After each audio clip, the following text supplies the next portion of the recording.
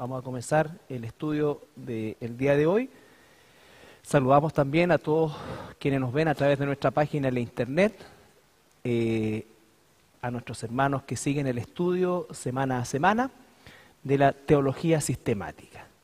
Bueno, ya hace un tiempo estamos estudiando la doctrina de Satanás y dentro de la doctrina de Satanás hemos estudiado, por supuesto, la doctrina de los demonios, ¿no es cierto? La importancia de esto, bueno, en un breve resumen, lo primero es reconocer la existencia y la realidad de los demonios. Lo segundo, algo del origen que la Biblia nos muestra, características, el carácter, es decir, cómo son ellos, que principalmente conocemos ese carácter a través de los distintos títulos, entre comillas, que reciben tanto en el Antiguo Testamento como en el Nuevo Testamento, ¿ya? Un poco también acerca de cómo operan, vale decir, cómo es su accionar, principalmente influyendo en nuestra mente. Vimos la semana pasada este tema de la posesión demoníaca, donde vimos que específicamente la palabra posesión no aparece asociada en el original con la actividad de demonios, sí aparecen palabras que hablan de que los demonios tienen la capacidad de ejercer un dominio, ¿no es cierto? Y a la vez, al ejercer ese dominio, también ejercen distintos niveles de pasividad en la persona. Por ejemplo, vemos que en el caso del ejemplo del Gadareno, encontramos que hay un dominio mayor que en el caso de la mujer o de la joven que, digamos, adivinaba o tenía un espíritu de adivinación en la ciudad de Filipos, ¿no es cierto? Entonces, al parecer, el grado de dominio va en directa relación con el grado de inhibición. O sea, mientras más domina la actividad demoníaca, menos presente está el consciente de la persona, ¿ya? Y vemos que ese dominio se ejerce a partir de todo el aspecto físico, mental, la fuerza, en fin, todos estos aspectos que se desarrollan, ¿ya?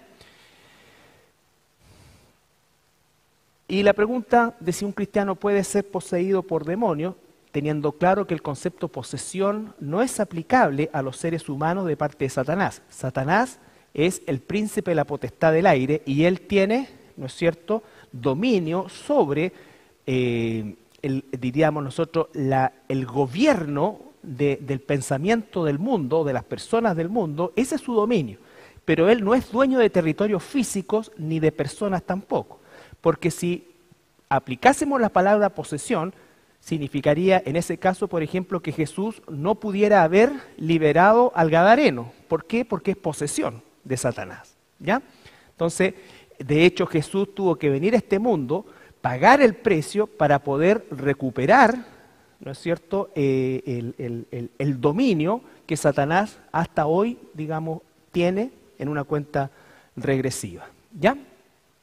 Pero un cristiano definitivamente no puede ser poseído por demonios, como lo vimos, principalmente porque aquí sí aplica el término posesión, somos posesión, le pertenecemos a Dios, Él nos compró, le pertenecemos, nos ha sellado, nos ha separado, apartado, y sobre todo, como dice el pasaje de Corintios, nosotros somos, nuestro cuerpo físico, aunque caído propiamente tal, se constituyó en tabernáculo del Espíritu Santo, ¿ya? La palabra, por ejemplo, morar, que se traduce sobre todo en las versiones Reina Valera, en realidad es la palabra tabernaculizó, o sea, Dios tabernaculizó en nosotros, ¿ya? Entonces, eso habla de que es Él el que no solamente está en nosotros, sino que está su trono, su altar, por así decirlo, en nosotros. El Espíritu Santo es Dios, ¿no es cierto? Por lo tanto, Él tiene su tabernáculo dentro de nosotros. Por lo tanto, y en razón a eso, sería imposible pensar que se permitiese algún grado de impureza en el mismo tabernáculo de Dios. Si ustedes recuerdan cuando analizamos nosotros, voy a sacar la chaqueta, un medio caluroso, la tiroide me está como jugando una mala pasada. Por favor, Carlito, no me la dobles porque es italiana de Johnson. Ah, no, de Corona. Pero, ¿ya? Entonces, si ustedes recuerdan el proceso de la purificación del sumo sacerdote para entrar al lugar santísimo donde estaba el arca del pacto, que era la figura de la presencia de Dios, representaba la presencia de Dios. Incluso el sumo sacerdote, antes de entrar una vez al año ahí, tenía que él hacer un sacrificio previo para poder entrar, ¿no es cierto? Entonces, todo eso hablaba de lo inmaculado que tenía que ser ese lugar, y eso, que era una figura, imagínense en lo real. O sea, si el Espíritu Santo hace su tabernáculo en nosotros, es imposible pensar que pudiera haber un espacio que ocupara un espíritu inmundo. ¿Ya? ¿Estamos con eso? Bien. Entonces, todo lo que hemos visto anteriormente, como dice ahí, que vamos a ver hoy día, la primera parte de la defensa del cristiano. Todo lo que hemos aprendido en relación a la figura de Satanás y sus demonios, que es lo que nos da, en primer lugar, claramente la verdad, ¿no es cierto?, la realidad de que nosotros estamos inmersos en una batalla cósmica. Recuerden que la palabra cosmos en el original significa un orden, ¿no es cierto? Estamos nosotros en conflicto con un orden que es distinto a nosotros. Es el mundo espiritual. Hasta cierto punto, y esto por favor solamente en el plano de lo horizontal, nosotros estamos en una batalla o inmersos en una batalla donde tenemos desventajas. Estoy hablándolo no van a saltar al tiro a alguien, no, el que está el que es nosotros, que el que está en el mundo, sí, es verdad, pero quiero que lo hagamos en un análisis así. Por ejemplo, ellos nos ven a nosotros, nosotros no los vemos a ellos. ¿Ya? Ellos han estado siempre aquí, nos conocen perfectamente, no solamente a nosotros, sino que al género humano, por eso es que sus estrategias son tan certeras, ¿ya? Pero nosotros sabemos muy poco de ellos. Se inventa mucho acerca de los demonios, pero se sabe muy poco de ellos, por ejemplo, en cuanto a su origen. ¿Cómo es que se transformaron en eso? Tenemos claro que fueron rebeldes a Dios. Con eso Dios determinó que nos es suficiente. Conocemos poco de su, diríamos nosotros, su forma de vida, por así decir. Pero conocemos su propósito o sus propósitos.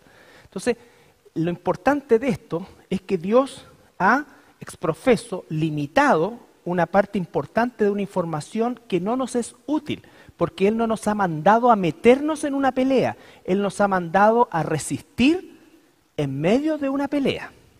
Y lo vamos a ver hoy día, ¿ya? Entonces, lo primero entonces es reconocer que existe un conflicto, pero que es contra huestes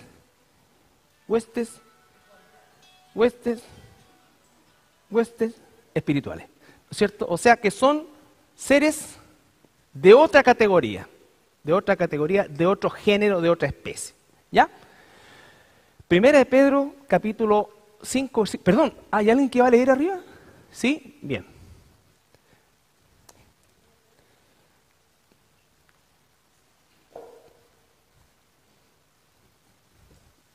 Ya. Sed sobrios y velad, porque vuestro adversario el diablo, como león rugiente, anda alrededor buscando a quien devorar. Parece que faltó el micrófono, ¿eh? Sed sobrios y velad. Ahí sí, ya. Porque vuestro adversario el diablo, como león rugiente, anda alrededor buscando a quien devorar. El tema de hoy es cómo nos defendemos, ¿no es cierto? Bíblicamente. Hoy día vamos a hacer una cosa general, pero lo primero que vemos en este pasaje es que reconocemos que el diablo, que es nuestro adversario, tiene deseos de hacernos daño, de destruir. Pero ¿qué es lo que primero que dice? Sed sobrio, ¿no es cierto? Sed sobrio significa estable, no dominado por las emociones. Porque si no somos sobrios, entonces no podemos nosotros velar, que es lo segundo, velar, estar atentos. No podemos estar atentos si no somos sobrios. Si alguien está embargado por una emoción en un extremo, ¿no es cierto?, o pierde el control, obviamente ya no está siendo sobrio, por lo tanto ya no está velando y por lo tanto ya no puede estar o queda más expuesto a ese león rugiente que anda buscando a quien devorar. Si la Biblia, si el Señor nos dice, sed sobrios y velad, ¿qué creen ustedes que quiere Satanás? Lo absolutamente contrario. Que seamos locos y que dejemos pasar todo. Ya, o nos quedemos dormidos, ¿no es cierto? Por eso es que cuando vemos situaciones que yo, por favor, no me las pregunte, porque no las voy a explicar, porque no tengo idea qué es lo que es. Yo voy a decir lo que dice la Escritura. Cuando vemos una locura, ¿no es cierto? Y toda esta cosa así, que todo el mundo está como fuera de control, yo no sé lo que es, pero de acuerdo a lo que Dios enseña, no es de Dios. Punto. ¿Ya? Que ellos expliquen lo que tengan que explicar. Porque el Señor me dice, sed sobrio y velad. Y eso está en directa relación con la actividad de Satanás. ¿Ya? Siguiente versículo, Efesios 6:12.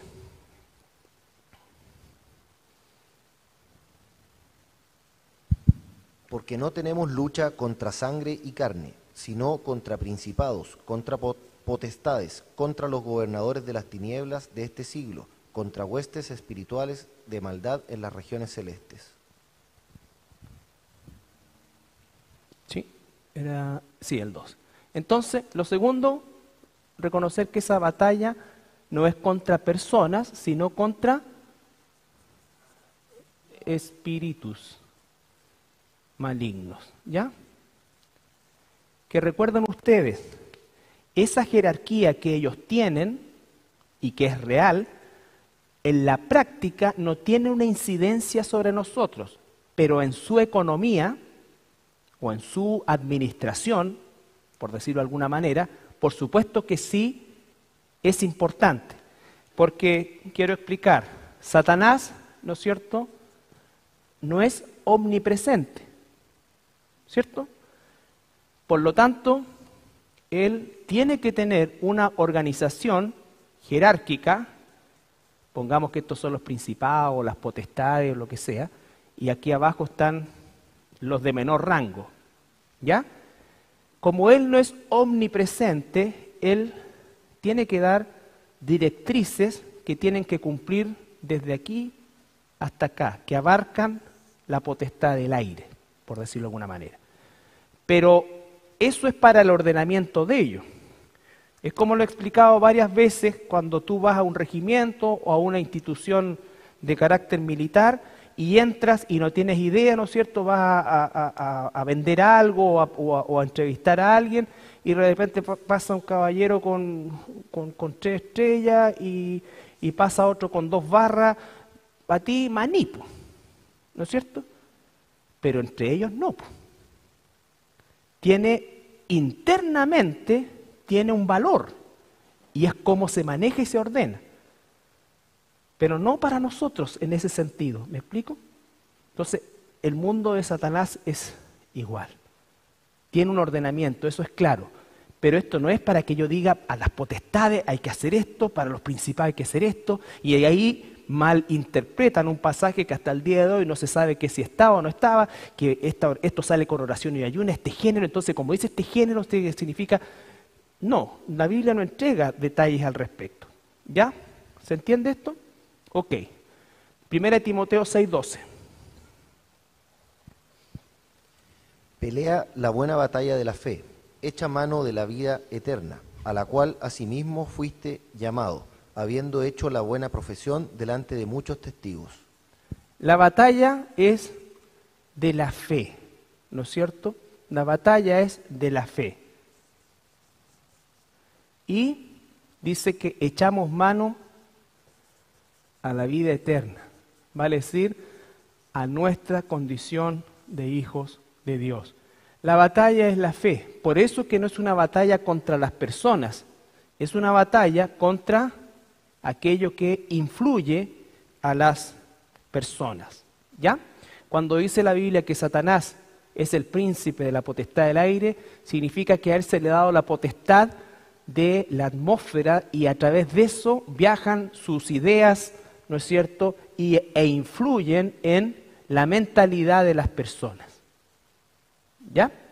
Nosotros fuimos liberados de esa condición y nosotros somos los únicos que podemos resistir al diablo. Quien no ha nacido espiritualmente de nuevo no puede resistir y está bajo su dominio. No como posesión, pero bajo su dominio. ¿Ya? Bien. Entonces, como entendemos que la batalla es espiritual, debemos recurrir a las armas espirituales que Dios nos provee para una defensa efectiva.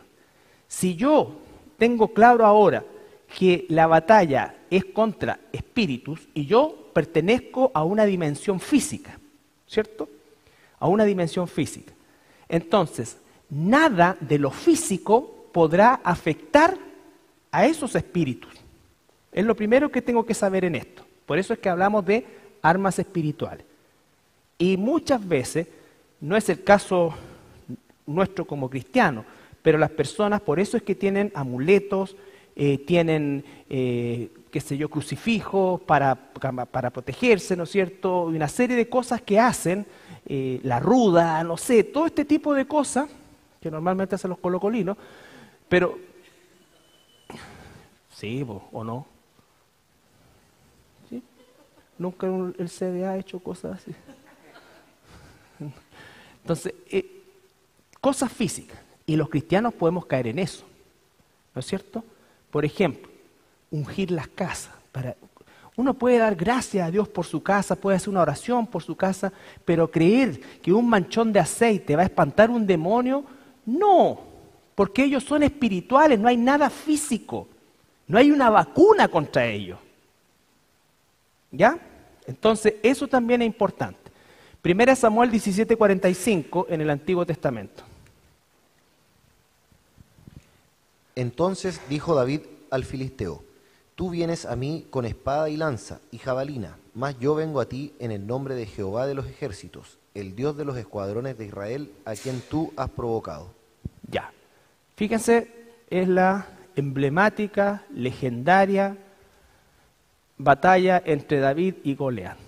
Si nosotros retrocedemos un par de versículos, recuerden que el rey Saúl quiso incluso ponerle la armadura suya a David y David no se podía mover.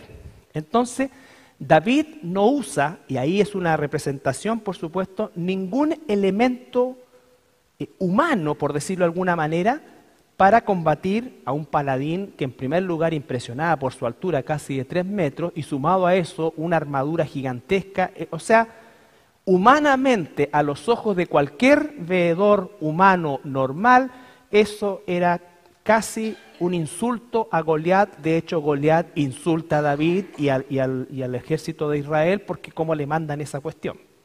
¿Ya? Entonces, eso es el hecho de que David no confía en nada humano, porque sabe que la batalla, aunque se ve física, es espiritual. Ahí todavía no recogía las piedras, ninguna cuestión. Recoge la piedra, la tira David, pero la dirige Dios, pum, y finalmente derriba al gigante. ¿Ya? No confió en las armas humanas, sino que en Dios. En Dios. ¿Ya? 2 Corintios 10:4.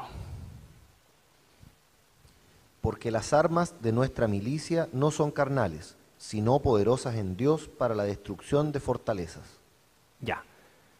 Otra vez, por favor.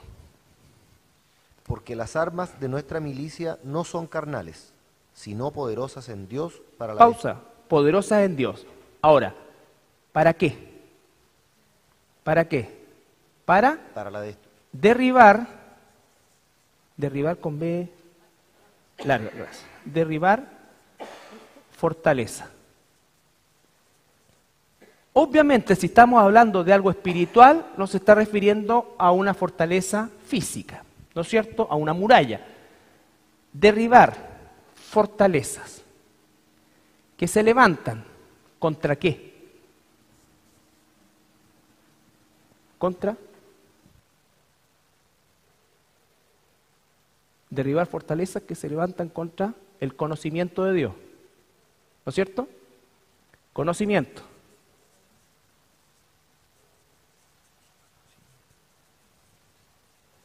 Entonces, si las armas espirituales que Dios nos da son para derribar fortalezas, ¿qué quiere construir Satanás en nosotros? Levantar fortaleza, ¿cierto? Si Dios quiere que le conozcamos, Satanás quiere que no le conozcamos. Y Él nos va a hacer perezosos, nos va a hacer todas las cosas que nosotros creamos y queramos, ¿no es cierto? Porque Él conoce nuestra naturaleza carnal. Él no quiere, por supuesto, que nosotros hagamos el esfuerzo de comenzar, entrenar, mejorar y llegar a amar la ley de Dios al punto de desearla. ¿Ya? Porque Él sabe que si nos logra vencer en las primeras etapas, nunca llegaremos a desear la ley de Dios. ¿Ya? Y siempre estaremos en esa etapa, ¿no es cierto?, tan terrible, ¿no es cierto?, en que sabemos que es bueno, pero no lo hacemos, y toda esta cosa así. ¿Ya? El siguiente versículo, por favor, ahí mismo. derribando argumentos y toda altivez que se levanta contra el conocimiento de Dios y llevando cautivo todo pensamiento a la obediencia a Cristo. Ya, otra vez, dijimos que las armas no son carnales, son espirituales, todavía no las conocemos. Pero el propósito es derribar las fortalezas mentales que Satanás empieza a levantar en nosotros. Una fortaleza levantada por Satanás es por esencia una mentira. ¿Ya? Otra fortaleza es el miedo. Segundo, también esas fortalezas, por supuesto que van a impedir que yo realmente conozca a Dios. Y también las armas espirituales son para el versículo que leíste recién. El 6. Y estando prontos para castigar toda No, anterior a ese, perdón. El 5. El 5. Derribando argumentos y toda altivez que se levanta contra el conocimiento de Dios y llevando cautivo todo pensamiento a la obediencia a Cristo. Entonces, esas fortalezas están construidas ¿de qué cosa? Por el diablo, de argumentos. Por eso es que estos argumentos quieren impedir que nosotros conozcamos a Dios. ¿Ya? Él da argumentos para que nosotros no conozcamos a Dios. Solamente sepamos de Dios. ¿Recuerdan lo que dice Job? Yo había escuchado de ti, de verdad. Ahora me doy cuenta, pero no te conocía. ¿Ya? Entonces, esto es, en esencia, la base de cómo Satanás y sus demonios van a operar en contra de nosotros. ¿Ya? Nosotros debemos ser sobrios, velar, reconocer que es una batalla espiritual, que es la batalla por la fe, que somos hijos de Dios, que Satanás va a levantar y va a intentar siempre levantar fortalezas que la constituyen argumentos que nos impidan conocer a Dios. ¿Ya? Y dice, llevando cautivo todo pensamiento. ¿A qué cosa? ¿A qué? A la obediencia, muy bien, de Cristo. Fíjense el proceso. Él quiere levantar argumentos que me impidan conocer a Dios. Esos argumentos se derriban y cuando se derriban, los llevo a Dios. Satanás va a poner argumentos de mentira, de lujuria, ¿no es cierto?, flojera, en fin, muchas cosas, otras prioridades, urgencia, cualquier cosa que logre levantar una muralla que me impida conocer a Dios.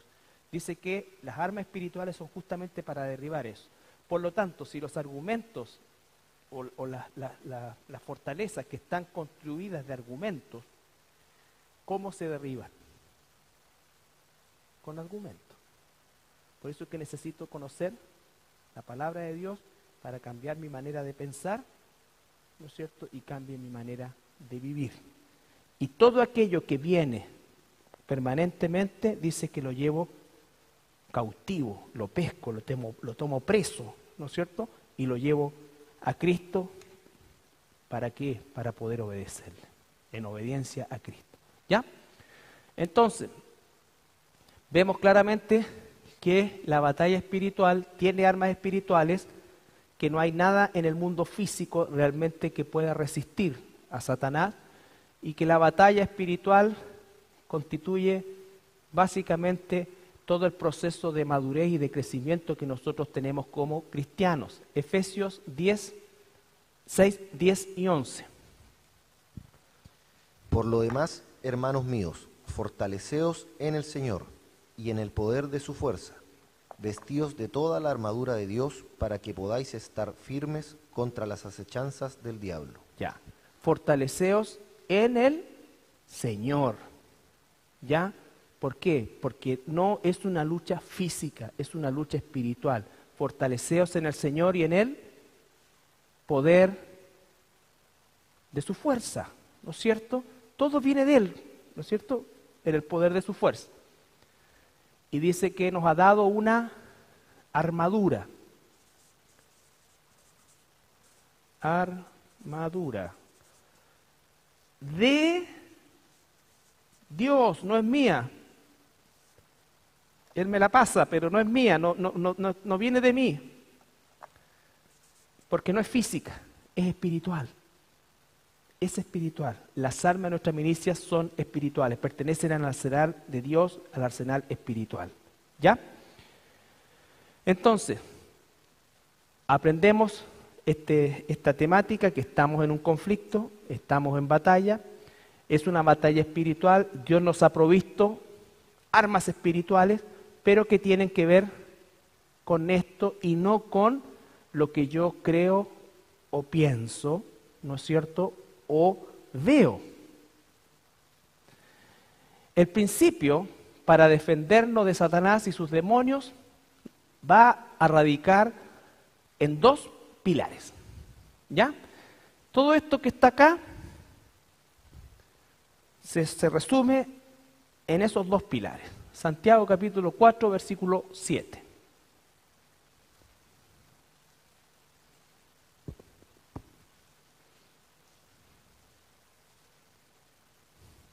Someteos pues a Dios, resistid al diablo y huirá de vosotros. Ahí está. Primero, someterse a Dios. Es decir, si yo no estoy sometido a Dios, no tengo cómo hacer lo segundo. No tengo cómo resistir al diablo. ¿Se entiende eso?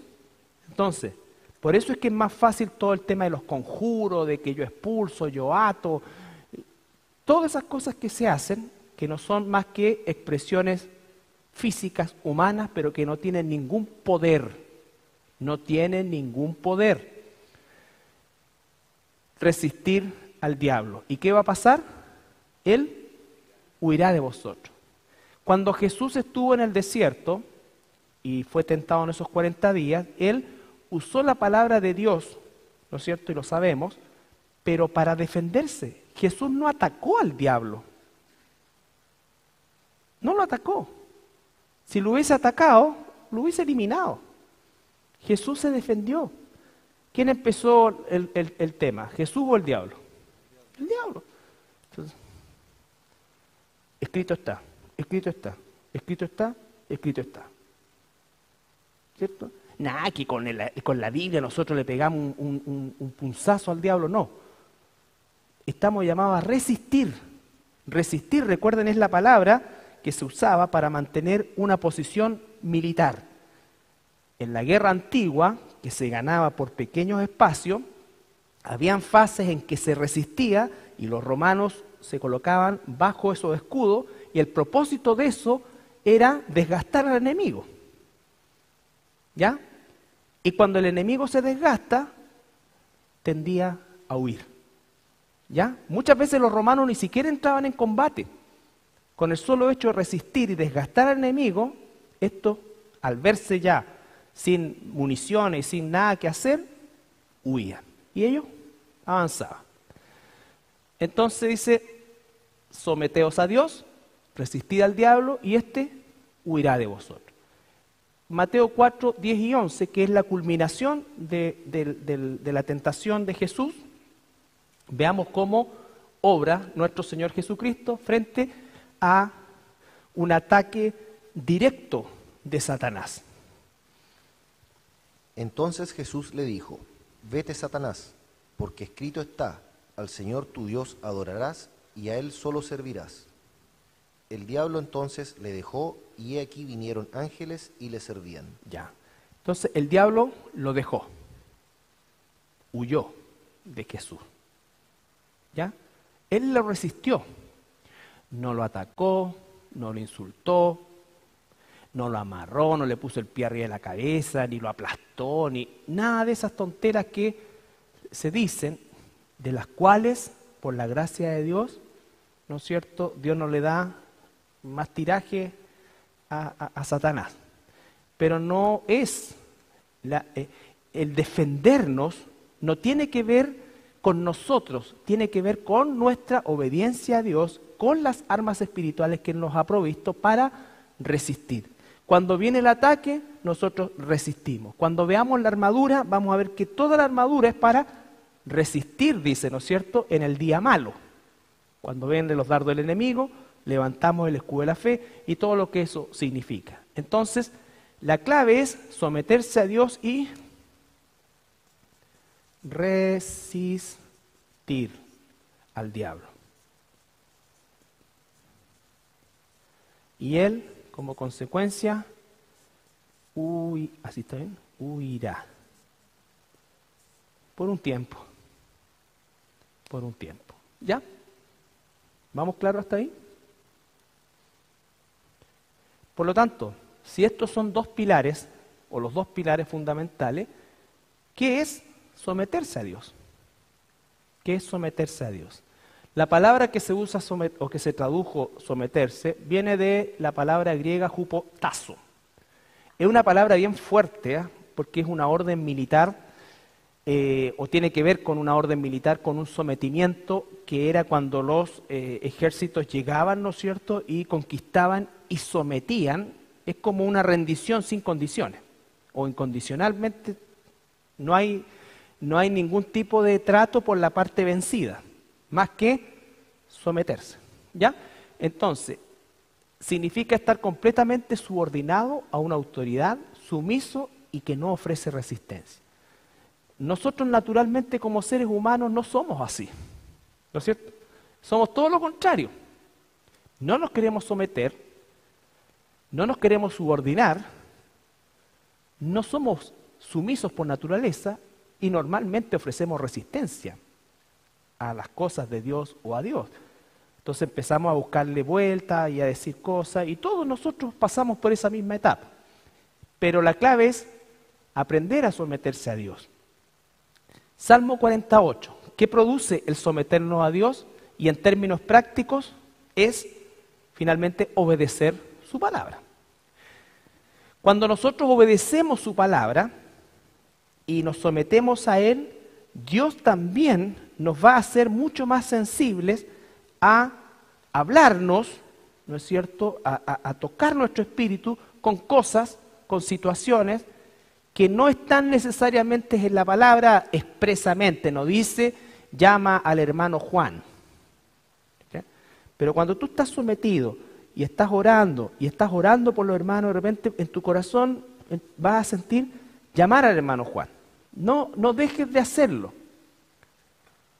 No dejes de hacerlo. No estás pecando, no estás esto, no estás, y llama, y como ha pasado en más de una oportunidad, ese hermano Juan contesta: pastor, usted no sabe cómo me animó su llamado. ¿Ya? Eso es también cuando Dios nos hace mucho más sensibles. ¿Pero por qué? Porque estamos sometidos a Él. Estamos sometidos a Él. A nosotros se nos pasan muchas cosas, no estoy hablando por experiencia propia. ¿Por qué? Porque nosotros normalmente tendemos a no someternos a Dios. Someterse a Dios es buscar su voluntad, buscar la voluntad de Dios a la manera de Dios y estar, como dice la Escritura, ¿no es cierto?, realmente orando, velando y amando a los hermanos, por ejemplo. ¿Ya? Y Dios va a hacer eso, lo hace. Salmo 48. El hacer tu voluntad, Dios mío, me ha agradado, y tu ley está en medio de mi corazón. El hacer tu voluntad me ha agradado y tu ley está en medio de mi corazón, ¿no es cierto? Pero David no fue un hombre perfecto, cometió pecado, pero en David había un corazón porque él deseaba a Dios, tener una relación con Dios. El Salmo 143, 10. Enséñame a hacer tu voluntad, porque tú eres mi Dios. Tu buen espíritu me guíe a tierra de rectitud. Ninguno nació de nuevo conociendo la voluntad de Dios. El propósito de Satanás es, ya que no pudo impedir que naciéramos de nuevo, ¿cuál creen que va a ser su propósito entonces con nosotros? Que no conozcamos la voluntad de Dios. Por eso David clama, ¿no es cierto? Enséñame a hacer tu voluntad, Señor. Ese debe ser nuestro anhelo permanente. ¿Ya? Aquí algunos ejemplos del sometimiento asociado con la voluntad de Dios.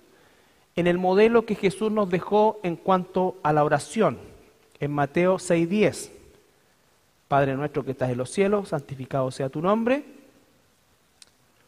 Venga tu reino, hágase tu voluntad, como en el cielo, así también en la tierra.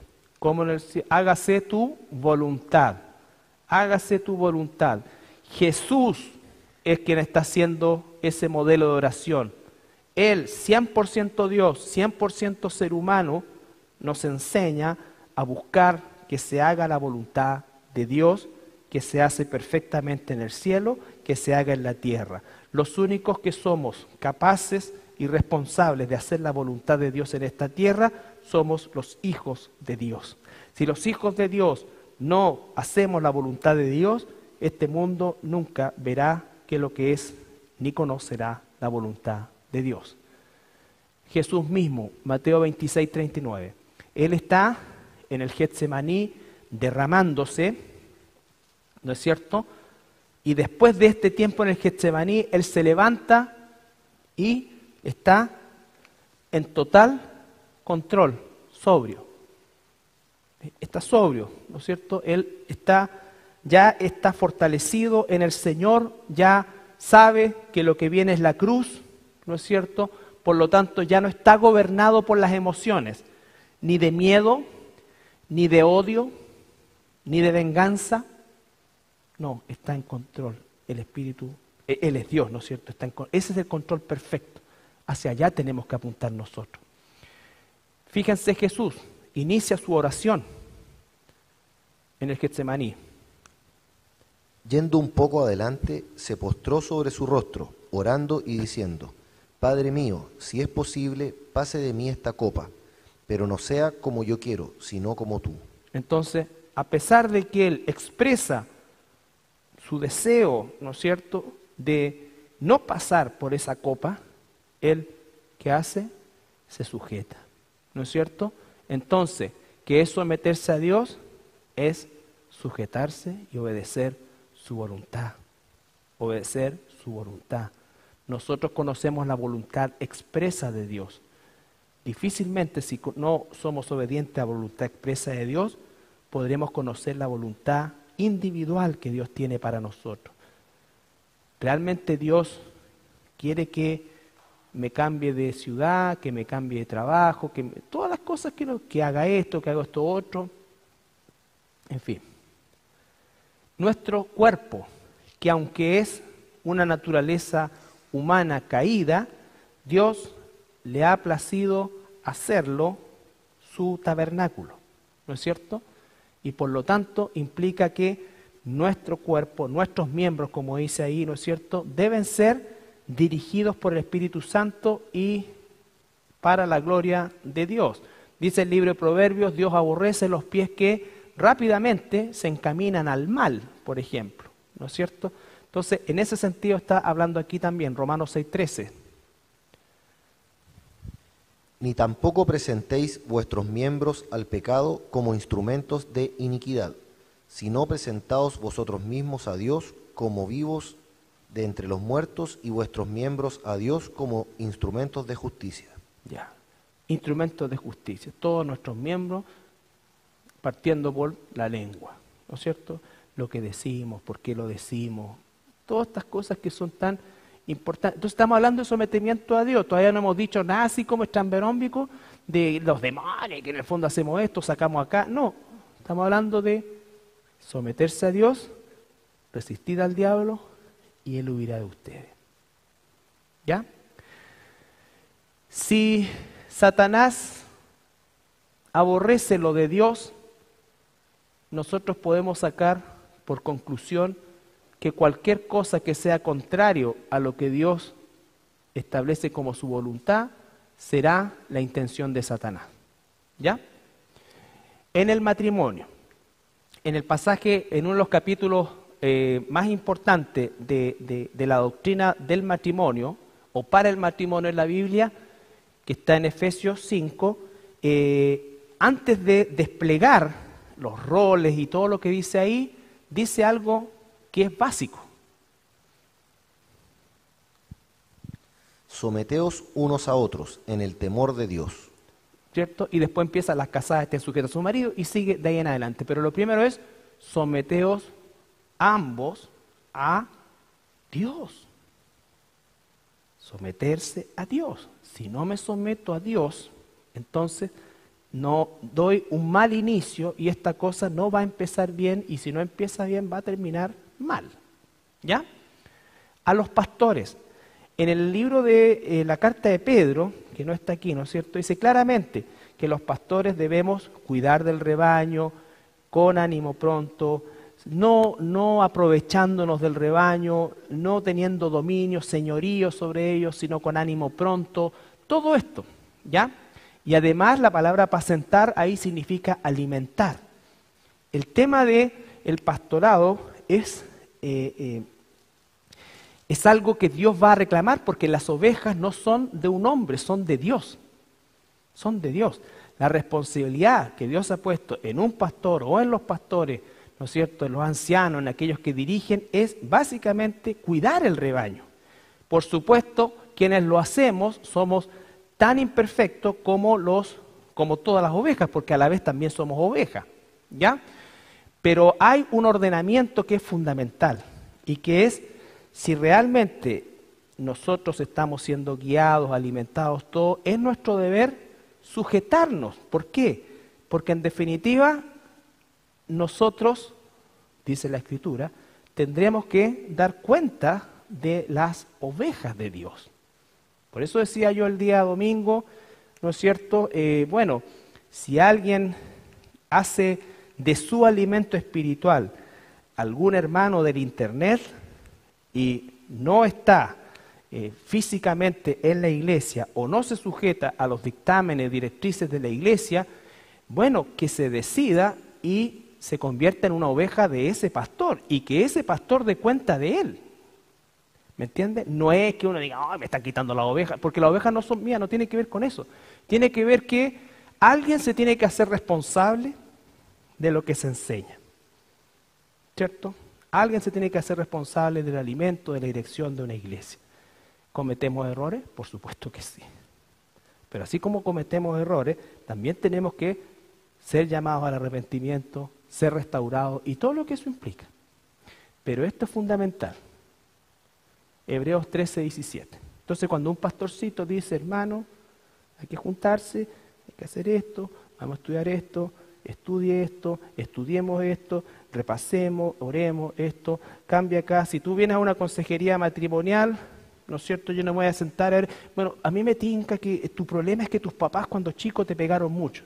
Eso no me interesa si te pegaron, te hicieron cariño, no sé. Tú eres un hijo de Dios hoy día, y si eres un hijo de Dios, tienes el poder de Dios para ser un marido como Dios quiere".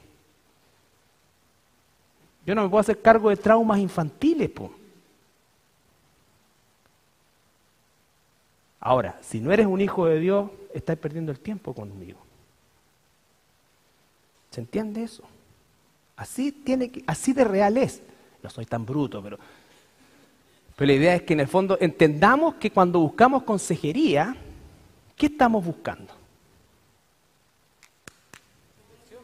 Dirección de Dios, alivio puede ser, oramos juntos, todo lo que eso sea. pero ahí no se te van a solucionar los problemas. Dicho sea de paso. De hecho, te van a aumentar. Hebreos 13:17.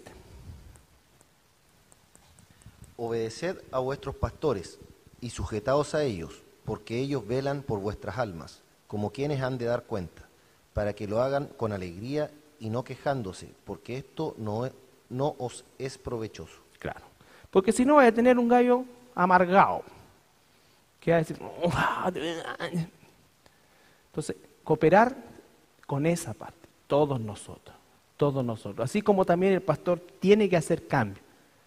Tiene que hacer cambio y permanentemente somos monitoreados y permanentemente estamos... ¿Por qué? Porque nuestra razón de vida es servir al rebaño. No hay otra. Es servir al rebaño. Ahora, 1 Tesalonicenses 4, 1 al 8. Fijémonos en este último pasaje que es extenso, pero si ustedes lo pueden analizar más profundamente, porque aquí están las claves de los argumentos que Satanás va a levantar en contra del conocimiento de Dios. Por lo demás, hermanos, os rogamos y exhortamos en el Señor Jesús, que de la manera que aprendisteis de nosotros, como os conviene conduciros y agradar a Dios, así abundéis más y más. Pausa. Entonces, lo primero que está diciendo, fíjense que podríamos decir nosotros que ahí se produce hasta una cosa, una contradicción, porque va desde el ruego hasta la exhortación. O sea, desde rogarles hasta exhortarles que se conduzcan de la forma que agrada a Dios, así como han visto en nosotros, que aprendan eso, pero que ahora a ustedes aún lo hagan mejor que nosotros, es lo que está diciendo el apóstol Pablo. ¿Ya? Agradar a Dios, a eso se está refiriendo. Porque ya sabéis que instrucciones os dimos por el Señor Jesús, pues la voluntad de Dios es vuestra santificación, que os apartéis de fornicación, que Ya. cada uno de vosotros... Pausa ahí, perdón, Cevita. Vamos por parte. ¿Cuál es la voluntad de Dios? Nuestra santificación. ¿Cuál será la voluntad o el deseo del diablo, mejor dicho? Lo contrario, ¿no es cierto? Entonces yo tengo que identificar, ¿recuerdan el pasaje con el que comenzamos todo este estudio? 2 Corintios 5:11, no queremos ignorar las maquinaciones de Satanás. ¿Ya? Satanás va a lo mejor a hacer esto y yo...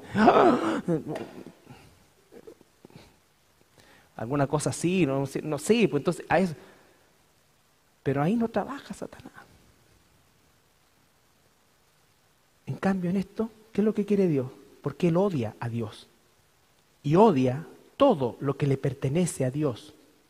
Él nos odia. Y la forma en que Él quiere hacernos daño es exactamente haciendo que nosotros hagamos lo contrario de la voluntad de Dios. Si la voluntad de Dios es que le conozcamos, Él va a hacer lo imposible para que no le conozcamos. Si la voluntad de Dios es que nos santifiquemos, Él va a hacer y nos va a tentar y nos va a meter ideas, ¿no es cierto?, que vayan en la dirección contraria. Y no van a ser ideas burdas, van a ser ideas muchas veces elaboradas. Por eso yo tengo que ser y velar. ¿Ya? Ahora sí. Pues la voluntad de Dios es vuestra santificación, que os apartéis de fornicación, que cada uno de vosotros sepa tener su propia esposa en santidad y honor, no en pasión de concupiscencias, como los gentiles que no conocen a Dios. Que ninguno agravie ni engañe en nada a su hermano, porque el Señor es vengador de todo esto, como ya os hemos dicho y testificado. Pues no nos ha llamado Dios a inmundicia, sino a santificación. Así que el que desecha esto, no desecha a hombre, sino a Dios, que también nos dio su Espíritu Santo. Ya. Entonces, el que desecha el llamado a la santificación, no está desechando la palabra de Pablo, sino la palabra de Dios. ¿Ya? Entonces, terminamos, ¿no es cierto?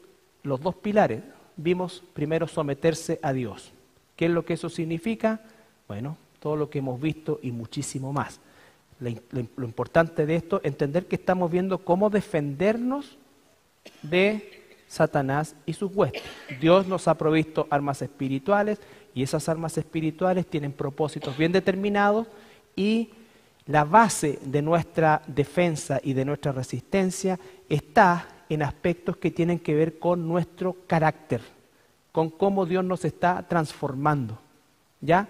No es algo, no está hablando de una receta ni de una forma específica de hacerlo, ¿no es cierto? Sino que está hablando de un carácter transformado que va a ser capaz de resistir a Satanás, y Satanás, cuando vea que tú y yo estamos buscando y andando aún en nuestros defectos, pero luchando en relación a la santidad, con gozo de hacer todo para la gloria de Dios, Satanás va a huir, porque eso no lo resiste. Eso es como, dice la palabra, que es olor fragante a Dios, pero para Satanás es un aroma putrefacto. Él huye de eso. El aroma agradable a Dios para Satanás es lo más putrefacto que puede hacer y va a huir de ahí. Pero por el contrario, cada vez que hayan cosas podridas en nosotros o hagamos cosas que vayan contra la voluntad de Dios, para Él es atractivo, es un olor que a Él le gusta, que es desagradable a Dios. Satanás, el foco de él es molestar a Dios, si no queremos ver. ¿Ya? Y si Dios nos ama, Él nos odia.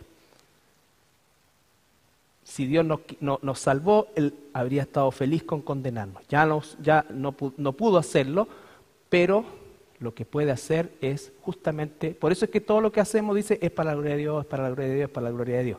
Porque en el fondo ese es nuestro papel en la batalla. Al resistir con las armas espirituales los ataques del maligno y sus huestes, nosotros adornaremos la doctrina y le daremos gloria a Dios. ¿Ya? La próxima semana vamos a ver, Dios mediante, la segunda parte, que es resistir al diablo. ¿Ya? ¿Alguna pregunta? Ok. ¿Cualquiera de ustedes que pueda orar ahí para terminar?